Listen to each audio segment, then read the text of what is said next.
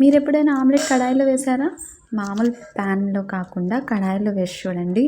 అది కూడా ఆమ్లెట్ కలిపేటప్పుడు కొంచెం అల్లం వెల్లుల్లి పేస్ట్ వేసి కలిపి చూడండి. టేస్ట్ అయితే చాలా బాగుంటుంది. మీ లంచ్ ఏంటి ఈరోజు స్పెషల్?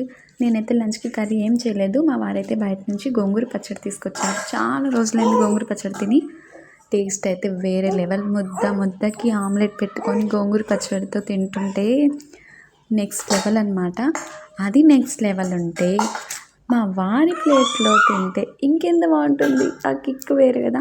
నిజంగా అండి. ఫస్ట్ అయితే మా వారు తింటూ ఉంటే నేను కొంచెం టేస్ట్ చూద్దాం ఆ పచ్చడి ఎలా ఉంది, ఆమ్లెట్ ఎలా ఉందని చెప్పి ఒక 2 ముద్దలు తిన్నాను. వేరే లెవెల్ ఉందన్నమాట. సో అందుకని చెప్పి నేను కూడా ప్లేట్ పెట్టేసుకొని తినేసాను. అన్నం వద్దన్న దాన్ని కూడా ప్లేట్ అన్నం తినేసాను. అంత టేస్టీగా ఉంది పచ్చడి అయితే.